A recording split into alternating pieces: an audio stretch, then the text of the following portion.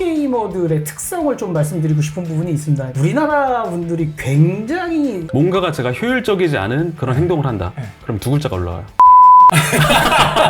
백종원 또 헤비 게이머로 맞아. 유명하시죠. 같이 공격대 하셨던 분을 진짜요? 네. 제가 너무 충격받았던 게 3일 만에 1조를 네, 3일 만에 1조를 벌었어요. 3일 만에. 네, 게임에 중독되는 게 아니라 중독되는 것 같아요. 맞아요. 이건 너무 우리 한번 이거 지금 시작이 될 거예요. 정말. 진짜. 네.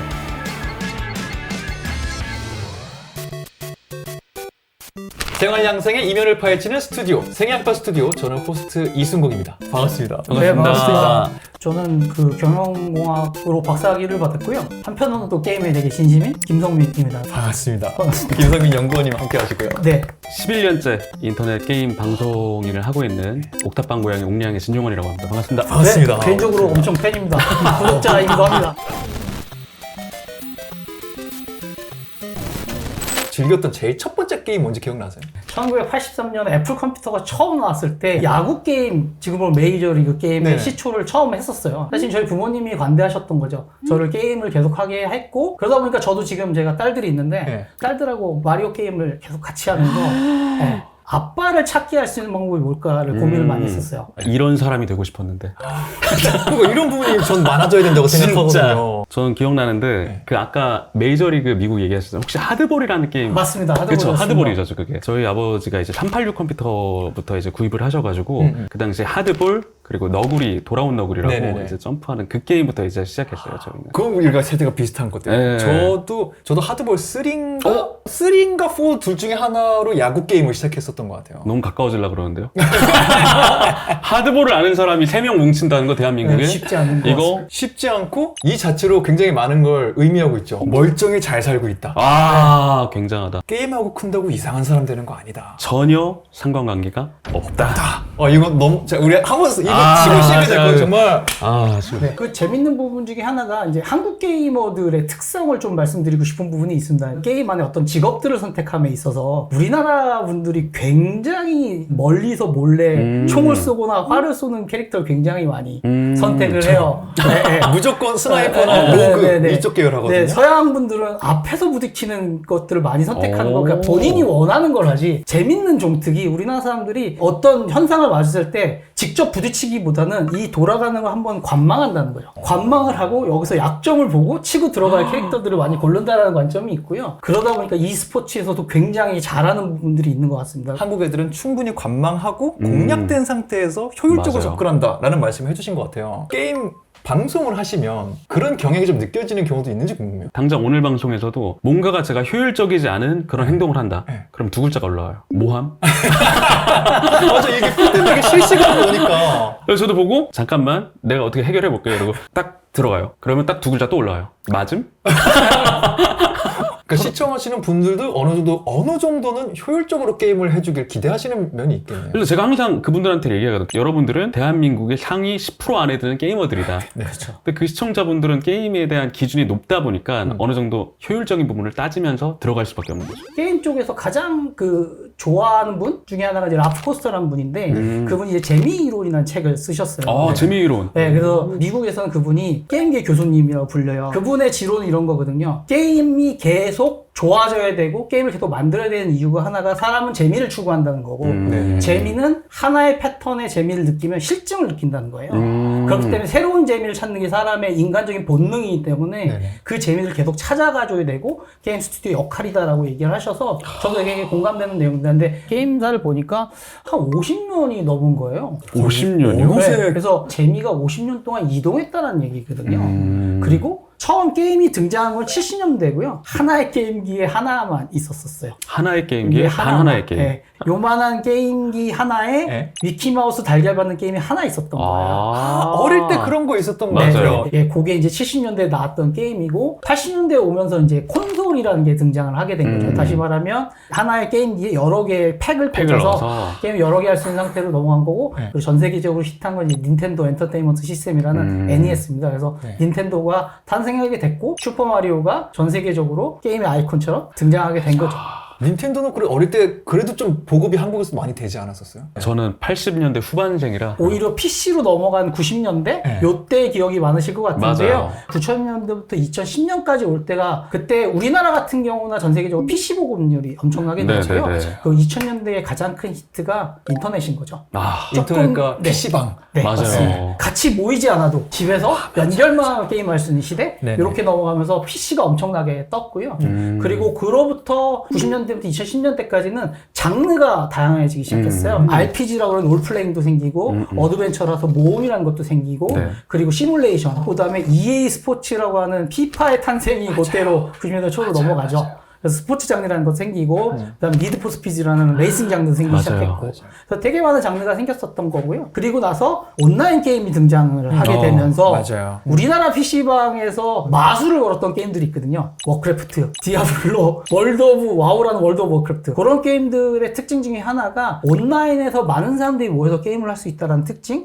뭐 온라인 공격대라는 25명, 40명에서 지금 생각하면 말도 안 되는 거죠. 40명한테 모여가지고 그 당시에는 그걸 당연시 생각하고 모여서 게임을 했던 것 같고요. 그런 거의 사회 현상 중에 하나가 백종원 또 헤비 게이머로 맞아. 유명하시죠. 온라인 게임 엄청 좋아하고 특히 와우를 좋아하셨는데 네, 네. 같이 공격대 하셨던 분을 자기 직원으로 뽑으셨잖아요. 그러니까 오, 이게- 진짜요? 네, 그러니까 공격대 할 거. 공격대 좀 해볼 거. 나도. 저는 기억나는 게 당시 온라인 게임이 너무 많이 나왔어요. 크레이지 아케이드, 카트라이더, 와우. 그리고 RPG들이 너무 많이 나와서 테일즈, 뭐 아스가르드, 요구르팅부터 해서 정말 게임을 한 달에 한 번씩 바꾸어도 될 정도로 너무 많이 나오니까. 너무 많이 나왔어요. 그렇게 온라인의 시대가 한번 광풍이 일었고요. 네, 그리고 이제 2010년부터 최근까지는 하나의 게임에 되게 많은 장르들이 붙이는 형태? 로그라이크, 소울라이크, 메트로베니아, 뭐 생존, 오픈월드 이런 게 해시태그처럼 붙잖아요. 그래서 맞아요. 같은 돈이고 맞아요. 같은 비용이면 하나에서 여러 개를 즐기고 싶다. 이런 형태로 계속 재미가 이동해 오지 않았나? 라는 생각이 좀 들긴 합니다. 게임의 기준이 올라간다. 체감이 되세요? 이거는 보시는 분들의 피드백이 있을 텐데. 이거는 진짜 제 고민이에요, 개인적으로. 네. 게임의 발전이 2010년도부터 2020년대 보면은 지지부진한 느낌인데 제가 왜 계속 안 됐나 제 개인적으로 생각해 보니까 하드웨어가 그대로인 거예요. 그러니까 옛날에 2010년도 때도 마우스 키보드 잡고 이런 모니터에다가 맞네요. 하고 하다 보니까 인간의 창의력은 상상력은 한계가 있다 보니까 누군가가 어떤 게임을 만들었을 때 그 게임을 모방한다거나 그래서 계속 사람들이 받아들이는 건 이거 어디서 봤던 게임인데? 네, 그래서 라이크가 붙잖아요. 라이크. 맞아요. 소울 라이크, 로그라이크. 게임이 한 차원 더 우리가 이제 옛날에 퀀텀 점프 하듯이 발전할 거면은 일단 이 형태부터 좀 바꿔야 되지 않을까? 그 생각을 했어요. 이건 굉장히 중요한 네, 포인트네요. 맞습니다. 저도 그 옥량님 말씀에 굉장히 동감하고요. 그러다 보니 게임사들이 할 수 있는 게 무엇일까에 대한 고민을 했던 것 같아요. 그래서 그 중에 하나의 주류가 저는 트리플 A 게임이라고 생각을 해요. 그러니까 트리플 A 게임이라는 것 자체가 거대 스튜디오가 어마어마한 투자금을 넣어서 IP를 만들어서 몇 년 동안 운영을 하면서 시리즈를 만들어가면서 돈을 벌 수 있는 게임이고 그리고 보통 한 번 하는데 게임 평균 시간이 80시간 이상? 그 엔딩이 보통 8개 이상? 그렇게 해서 충분한 값어치를 하는 게임인데 그 이면의 트리플 A 게임의 핵심은 저는 스토리라고 생각을 합니다. 그러니까 네. 예전에는 맥락 없이 때려부시고 뭐 하는 것들이 많았었는데 이제는 스토리를 따라가면서 몰입하게 만드는 것들이 새로운 재미 요소 기재로 하지 않나? 네네. 그래서 저는 엘든링 같은 경우도 많은 고민을 하다가 미야자키라는 PD가 결국에는 왕자의 게임을 했던 작가를 데려왔다는 것처럼 이 화면에 나오는 거와 내가 일체감이 돼야 되지 않나? 이런 재미로 조금 더 몰아가고 있는 게 아닌가? 라는 생각이 좀 들고 있는 것 같습니다. 저도 그때 너무 충격이었어요. 영화 산업에서는 10억 달러 클럽이라고 부르는 게 있어요. 10억 달러 클럽. 그러니까 1 빌리언 클럽인데 우리나라 돈으로 한 1조 정도 버는 거예요. GTA 5인가 4가 맞습니다. 나왔을 네. 때 제가 너무 충격을 받았던 게 왜죠? 그 게임이 3일 만에 1조를 네, 벌었어요. 3일 만에 1조를 벌었어요. 3일 만에. 네, 네. 영화에서는 막 한 달, 두 달 상영해야 넘네 만에 하는데 게임은 한 번 자리 잡으면 그냥 며칠 만에 10억을 바로 벌더라고요. 작년에 디아블로4가 3일 만에 8,500억을 벌었으니까요. 3일 만에 8,500억을 벌었습니다. 그리고 엘든링이 1조 2천억 원 정도 벌었을 거예요. 트리플 A 게임들이 보통 그렇게 선빵들을 하죠. 오 마이 갓. 상상하시는 것 이상의 산업이더라고요. 시장성으로 봤을 때. 영화랑 뭐 게임과 비교했을 때 차이는 저는 영화는 관망인 것 같고 게임은 참여인 것 같아요. 그러니까 약간 성향이 참여하다 보면 더 긍정적이고 더 액티브하게 되거든요. 맞아요. 그러다 보니까 불만도 많아지고 맞아요. 말들도 많아지는 거예요. 그냥 보는 거는 됐어 이 정도로 끝날 것 같은데 아니 저걸 왜 저렇게 특히 우리나라 사람들 왜 모함? 저걸 저렇게 모함? 모함 이렇게 되는 것 자체가 맞음? 왜 생각해보면 게임이란 콘텐츠 자체가 되게 인터랙티브하다. 그래서 되게 적극적으로 만드는 거이고 네. 그래서 게임사들의 고민이 되게 많을 것 같다. 이게 되게 중요한 부분을 말씀해 네. 주신 게 게임은 일단 시각화해 주는 게 큰 것 같아요. 제가 거기 들어가가지고 무언가를 될까라고 호기심을 갖고 제가 직접 행동해서 그게 된다는 거기서 도파민이 엄청 나오기 때문에 게임을 유달리 많이 하는 이유가 그런 능동적인 환경에서 많이 하는 것 같아요. 시대가 흐르면서 선호되는 장르도 따로 있나? 이런 게 체감되시는 순간들도 있는지는 좀 궁금해요. AOS라고 또 롤. 롤로 딱 대변되는 포맷이 있죠. 지금 10몇 년째. 이렇게 오래 갈 줄 솔직히 몰랐어요. 저도요. 전 오버워치가 이길 줄 알았거든요. 이럴 줄 알았으면 내가 롤을 했지. 되게 내가 오버워치를 안 했지. 되게 재밌는 거는 롤은 우리나라에서만 탑인 거고요. 글로벌로 보면 미국은 일단 롤은 거의 사라진 게임이고 우리도 지금 개인의 취향, 개인이 좋아하는 게 훨씬 중요하다 보니까 그게 다 같이 하는 게임들에 대한 붐이 일어나지 않을 가능성이 되게 높아 보이는 것 같고요. 스타크래프트를 뛰어넘는 RTS 게임이나 리그 오브 레전드를 뛰어넘는 AOS 게임이 나올 수 있을까? 우리가 그걸 즐기고 한국에서 다 같이 즐기는 문화가 올까? 라고 했을 때 저는 아닐 것 같다는 생각을 저도 했거든요. 퀘스천입니다. 동감하는 바입니다. 왜냐면 어제 제가 스톰게이트라는 게임을 했는데 그게 무슨 게임이냐면 네. 스타크래프트2 제작진과 워크래프트 제작진이 분리자들을 나와서 우와. 몇 년 동안 개발해서 네. 나온 게임이 어제 출시가 됐어요. 네. 그저께 스톰게이트를. 근데 제가 했는데 네. 그냥 딱 봤을 때 스타크래프트2와 워크래프트를 섞은 거예요. 유닛 이름만 살짝 다르고. 결국에는 그 게임을 모방할 수밖에 없거든요. 모든 RTS 게임이. 그쵸. 롤도 마찬가지로. 왜냐면 하나 게임이 인기 있으니까 이 산업 구조에 다 뛰어들려고 하거든요. 맞아. 한국 기준으로 살아남은 건 리그 오브 레전드잖아요. 그래서 앞으로 뭔가 어떤 한 장르에서 이걸 뛰어넘는 게임이 있을까 하면 앞으로는 없겠다 이런 생각을 좀 했어요. 점점 더 사람 만족시키기가 어려워지겠네요. 어려워질 것 같아요. 그래서 저는 라프코스터의 얘기가 굉장히 공감을 많이 합니다. 그러니까 사람이 재미로. 재미라는 거가 실증되는 순간 그 이상의 재미를 찾는 건데 맞아요. 그래서 저는 게임에 중독되는 게 아니라 재미에 중독되는 것 같아요. 맞아요. 좋은 말인 것 그래서 같아요. 이 재미에 중독되다가 어느 순간 그 재미가 실증나는 거죠.